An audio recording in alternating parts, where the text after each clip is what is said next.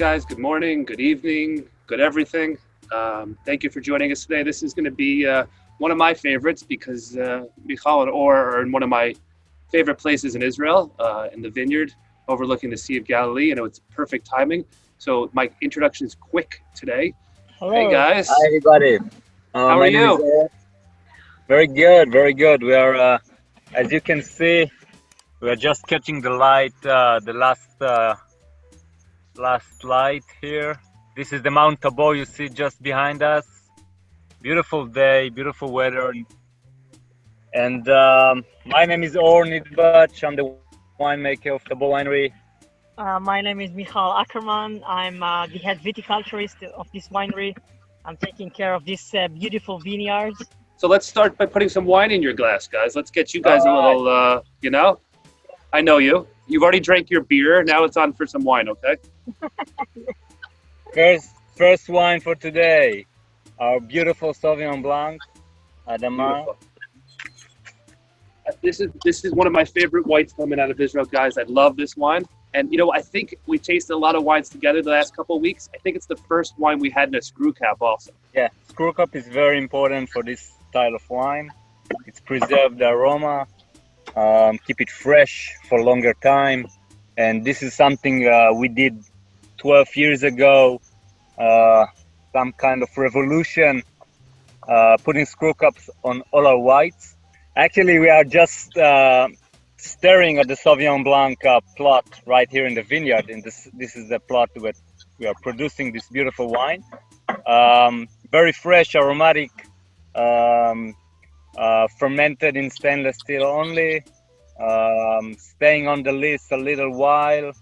But the most important thing that it's pressed without any oxygen and fermented very, very cold in order to preserve this beautiful style of aroma of Sauvignon Blanc.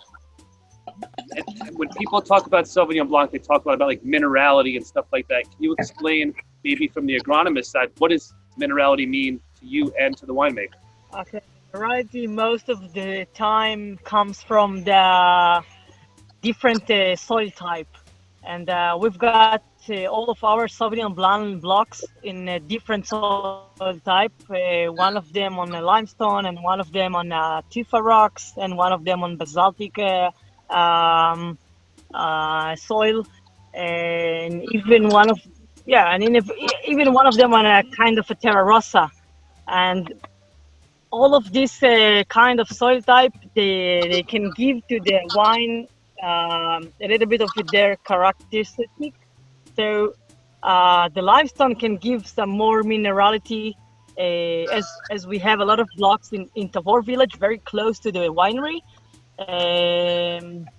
So you get that minerality a lot of from the soil, but some of the wine processes gives more minerality. What we call minerality in wine, in the mouth, what we feel, it's usually this flint that you get from like a rock, or this kind of smell that you get if you take some water and wet the limestone rocks. And this is this kind of minerality you get in our Sauvignon Blanc also. And Michal was just saying how there's different soil types for the Sauvignon Blanc. Is it a different vineyard miles away, or is it in the same vineyard you're finding these? No, it's not miles away. Everything, all our Sauvignon Blanc, except one block that we grow up at the Golden Heights. We grow here very close to the winery, because we need to control this variety is really sensitive to a lot of things. It really spoil variety. Can you guys maybe talk a little bit also about the growth of white wines in the world, and especially in Israel, and how Sauvignon Blanc is a good way for maybe people to transition into white wines? This is a good place to mention that Tabor, even though it's a big winery, pretty large, we produce almost 50% whites at the moment. Even though the consumption in Israel is more like 80 or 75 red versus 25 white.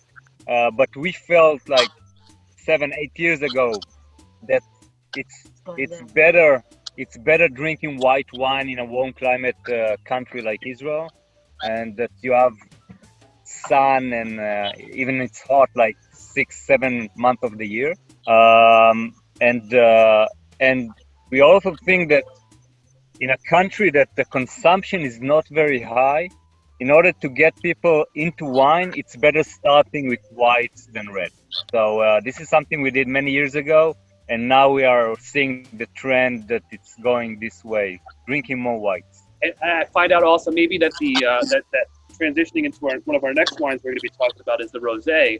I think that maybe also has gotten people to maybe appreciate cold or white wine more. What do you guys think about that? And how much more rosé are you guys making over there these days? Yeah, so rosé is another big trend that we are seeing in the last, I think, 10 years if you look globally. And I'm happy about it because I think, like whites, rosé is easier to drink, easier to get people into wine with rosé. And again, in rosé also, you can get the different style of rosé, different varieties. What we do with our rosé, this is the Barbera rosé. It's made out of Barbera, 100%. Actually coming from this vineyard as well. And what we do is a very, very short skin contact in order to get some color, but light color. And we do different style of rosé from the same plot. So we pick it with machine, we pick it by hand. We do almost like blanc de noir, and then we blend everything together according to the style that we wanted. Let's talk about rosé a little bit. You can do rosé in different methods. So what we do in the winery, we have a plot specific for rosé. So we pick it at the time we want it to be for rosé. Not all people do that because some are doing like, I don't know if you heard about it, but bleeding, that you pick the grapes for red wine, and then you take some of the juice and ferment it like rosé. But the style is different because you pick the grapes in the ripening for red, and this is different ripening that we are talking about with rosé. So we pick it earlier. We get great acidity, great fruit, minerality also, and just a fun wine to drink. And I think our rosé is proving it year by year. So. And we also have Jay here. So we're gonna ask Jay to join. Hey, Jay. Hi Jay, tell us guys. how much you love the rosé. What he's pointing out is that the way they do it, I have something much more important to say about Tabor in general, but what he's pointing out, the way they do it makes the rosé a richer, fuller, more flavorful rosé than lots of other rosés because of the ripeness at which they pick it. Am I wrong? No, you're right. You're right, absolutely right. And I'm going to make a comment about Tabor in general that is a unique selling proposition or uniquely Tabor. You know, every single winery talks about how important the grapes are. Every single winery. You know, that the raw materials are the most important thing, blah, blah, blah, blah, blah. But there are two things about Tabor that not only they talk about, but they actually demonstrate from the time they established the winery. Number one, it was established by the vintners themselves. It was not established by a winery that goes out and buys vineyards. It started with a family that planted the vines. Okay, that's number one. And number two, everybody talks about how important the vineyards are. I'll repeat that again. But it's the first winery that actually hired first an agronomist almost before they hired a winemaker. So to make sure that the first thing that they were careful about was not how good the winemaker was, but how good the care for the vineyards were. And I think that's a very, very big distinction between Tabor and virtually any other winery out there from Israel. So my hat goes off to you, my yarmulke goes off to you guys. And maybe we should talk about that for a second and the importance of that, because I know that recently there's been a whole rebranding. The owl, what does that represent? So let's talk about that for a moment. What we're gonna do instead of presentation, even better, we're going out to the vineyard and show you exactly what we did in the ecological revolution. First, look at the sunset. Wow, beautiful. Gorgeous. Try to understand where we are. What's our elevation? The elevation here is around 400 meters above sea level. Above sea level. 1,200 What's more 1,200 important feet. than elevation is the wind.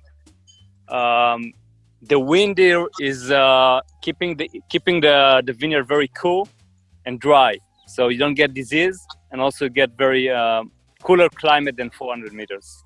Like 8 years ago, as I started to speak about we did some ecological revolution in the vineyards. We decided that we don't want to grow anymore like the traditional agriculture in Israel, and we want to integrate the vineyards with the nature that surround the vineyards to be much more eco-friendly. So we did some ecological revolution in our vineyards, and this is the flag vineyards that we started the revolution. And then all of our vineyards all over the country, from the Negev in Mitzpe Ramon until Upper Galilee and Golan Heights, we brought our vineyards to be ecological vineyards. It took us about 6 years to do it, and then we decided that we want to change our logo to the barn owl that you see all over our shirts and all over the bottles, the wine bottles. And why the barn owl? You can show them the nesting box there for the barn owl. You see the nesting box? Yep. We have it all of our vineyards. This is for the barn owl. This is where she stays, where she feeds her little ones.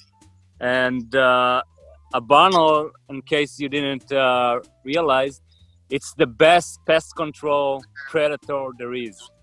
So it helps us keeps the vineyard clean of pesticides, but in an ecological way. The whole main of the project was to increase biodiversity inside the grapes, the vineyards. We didn't want to keep on take agriculture and work just with monoculture, like vines after vines after vines. We needed much more biodiversity in the vineyards to get this ecosystem much more stable. So we started with stop spraying the herbs. As you can see all over, we have a lot of cover crops, great cover crops between the vine row. And that's referring to the grass in the middle between the rows of the vineyard, of the vines. Yeah, exactly. We don't spray it. We let it grow. It helping us. It's the natural grass that we have in this area, and it helps us avoid erosion and to enrich the organic matter. We don't need to fertilize also because we have organic matter because of this cover crop. Maybe show them What stage are the grapes at right now? This I'll is look at the- Merlot. You want to see it? It's a pea-size cluster. We Wow. finished the flowering, and now we are in the fruit set just before very zone. In the very zone, the color is changing, and we start to get much more sugar inside the berries. This is we are probably like 2.5 months from harvest here. Yeah. So we That's have, relatively early, no? actually, it looks like a late harvest. Later than last year, even. Yeah. Probably. A little bit. Yeah, probably beginning of August. Yeah. We're gonna start. Wow. One challenge that is prevalent in Israel is the idea that the sugar's ripeness comes before the phenolic ripeness. How are you affected by that, or are you affected by that, especially in the vineyard that you're in right now? Okay, so this is our lowest vineyard. If you look at the meter above sea level, all of our vineyards, Tabor vineyards, is above 700 meter above sea level and much higher to 1,000 meter above sea level. So it means that we are growing most of our vineyards in a very cool climate, and that's the way we kind of avoid this problematic situation of the sugar ripening and the phenolic ripening not to come together. In every vineyard, we have a meteorological station, like here. And from this meteorological station, I've got a lot of sensors under the ground that tells me every hour how the vines feel from irrigation aspect, from moisture aspect, from a lot of aspects, windy and everything. And then I know what the vines needs and give them by their needs. It's really high-tech vineyards. It's not the traditional agriculture that we were used to do. Michal, I have a question for you about that. What are your opinions about technology and trying new things out and embracing it? What's going on at the winery with technology, and how do you utilize it? You want the winery, the winemaker, or the viticulture? Yeah. Who spends more money on the tech? So yeah, like Michal said, she used a lot of technology. You know, Israel is a pioneer with high-tech agriculture, and we do use it in our vineyards all over Israel in order to get better control. Yeah, it's just in order to get a better control, not to interfere with the nature. I just want to understand how the vines is feeling and to give them what they need in small amount, and not to just shoot all my missile to try to kill some things or to try to irrigate everything with a lot of water. I just want these sensors give me the idea how to control the way I want to grow my vines. All right, let's talk about the rosé. Let's finish talking about the rosé, and then let's do the Chardonnay, and then we'll move on to the Storm. But I'm going to start with I'm going to get a head start on you guys. So I think we talked enough about the rosé. Okay. Just to sum it up, this is one of our best sellers, the rosé. It's still growing, and usually we are sold out of it before summer, even, because it's. This year is probably different because the corona and a lot of restaurants were closed. All right, Chardonnay time. Yeah. Go. Exactly. This is it. Chardonnay. So another member of our whites in the Adama series, this Chardonnay. We do have in Mount Tabor series, we do have also a Chardonnay, which is unoaked and very fresh and aromatic. But on the Adama series, it's a step up. We take the grapes from our best Chardonnay vineyard, which is coming from the north of the Golan Heights, almost 1,000 meters above sea level. Yeah. Beautiful Chardonnay.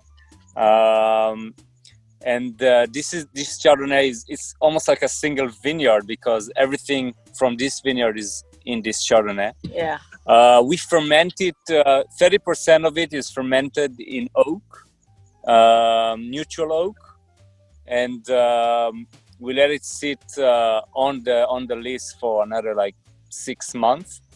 The rest is fermented in stainless steel.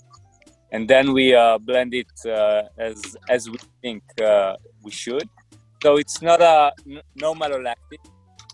So it's not this is my style. I don't like a very oaky, oily, heavy Chardonnay, buttery Chardonnay. I prefer them to be firm and crisp with a twist, with complexity. So, and like Jay said before about warm climate region, I don't want to lose acid also, because if you are going into malolactic fermentation, you're gonna lose the acidity, and I don't want to lose this freshness in the wine. Speaking of preserving, does that mean that if you have a bottle of white and you want to only drink half of it, you can screw it back in and put it in the fridge? Does it stay a day or two longer? Look, the problem with opening a bottle of wine is the oxygen. If you can take out the oxygen, it will it will be preserved longer. You have this vacuum things, you have the Coravin and stuff like that. I usually recommend if you open a bottle, just finish it.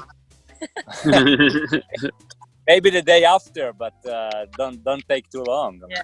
There's only one red wine we're officially tasting. It's the Storm. Like they said, they're heavily producing whites. We had the Chardonnay Sauvignon Blanc, we had the Rosé, and now the Storm is what we're going to try next. We chose the wines that all most of the grapes are coming from this vineyard. So the Storm is a blend of Petit Syrah and Cabernet Sauvignon.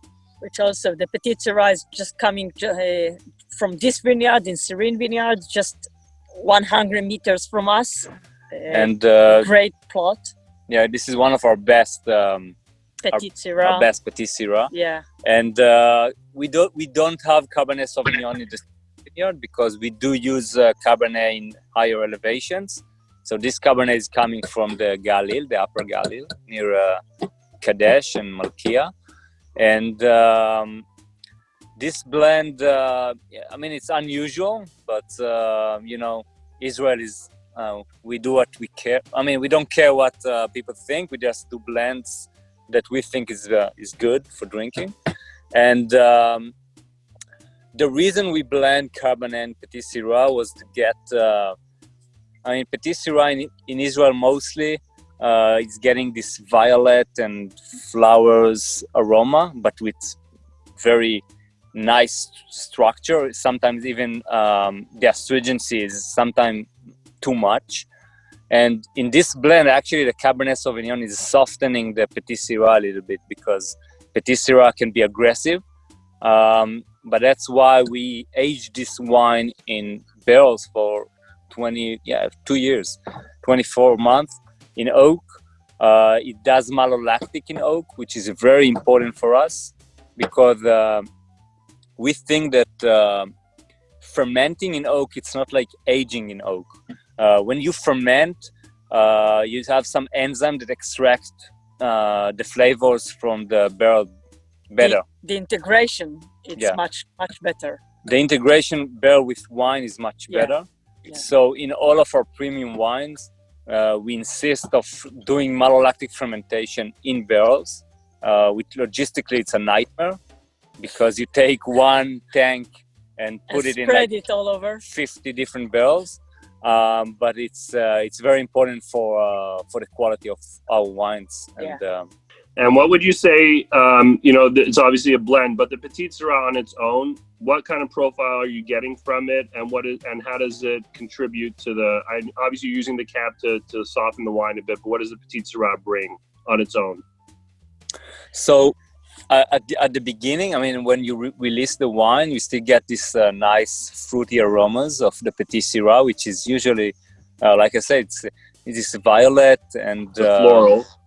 The floral notes, which I like a lot. But then in the mouth, you sometimes get very aggressive tannins. So those need to be softened. This is what we do. First, we do it with cold maceration in the alcoholic fermentation.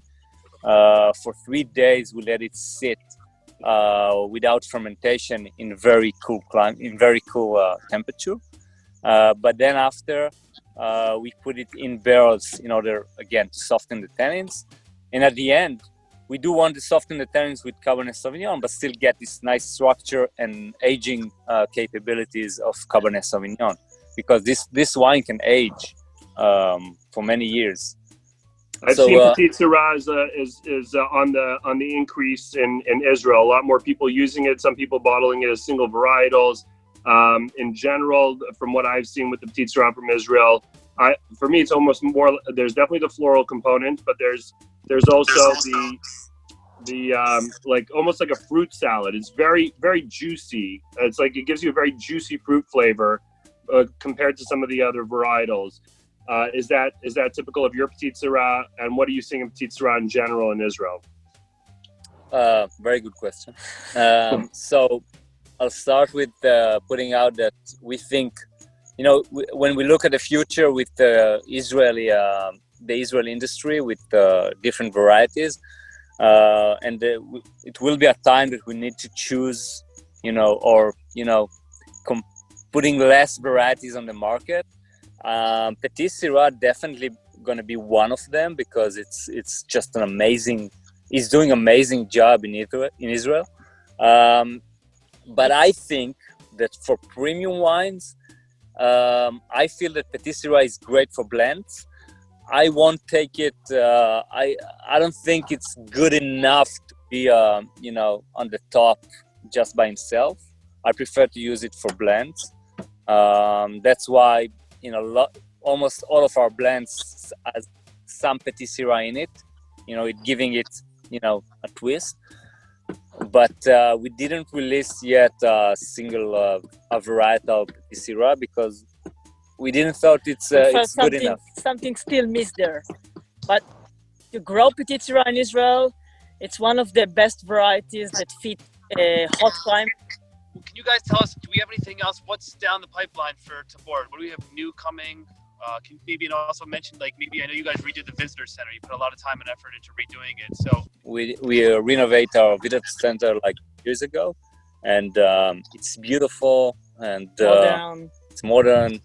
It's nice. You can taste almost all of our wines with this aromatic machine. Great hosts. Great people that can give you explain about the wines, talk with you, and we're getting a lot of groups there from all over the world. We're giving them a lot of lectures about the ecological revolution that we did at the vineyards. What do you guys see? What do you guys see over there? A barn house. A barn hole just above us. Let's see if you can see. Wow, that was amazing. Let's see. Yeah, leave it there. Did you guys come up with a name for this owl yet? We have a few, It's not only one. No? If she is. She's hunting. Yeah. Oh. She can hear. It's like a horror movie. Let's talk about. I don't have the Roussan with me now. Like I said, I tried it on Friday. I found it to be an amazing wine. Talk to me a little bit about that, and maybe also the origins. Roussan's a little bit less popular varietal, and how you guys came to play with it and produce it. So as you know, Roussan is coming from the north of the Rhone Valley. Michal actually brought it in 2009. We were the first to bring Roussan to, maybe not the first to bring it, but the first to put out a varietal Roussan in 2012, the first year we had fruit. And it's an amazing grape, because it's very versatile. It's very versatile. You can do a lot of different styles with it. If you pick it early, you can get very aromatic wine, and if you wait a little, you can get a lot of complexity out of it. And I think we did something. It took us a while, but I think we found the right spot for us, which is still preserving aromatic and but with complexity, minerality, and I think it's unique. It is a beautiful wine. I think it's one of our best wines on the Adamas series. What's the difference between Petit Syrah and Syrah? Two different varieties at all, not even close, just the name makes something. It's another name for Shiraz. In another country, they call it Shiraz. It's really two different. The name, it's like you ask me if Sauvignon and Sauvignon Blanc was the difference between them. It's really two different varieties. They do have some close, genetically, but it doesn't. In some generation. But it's a different variety. Actually, we grow it differently. It looks differently. It tastes different. Just the name. I just want to say thank you again, guys, for jumping on and showing us the beautiful sunset and now the moon. It was a great night.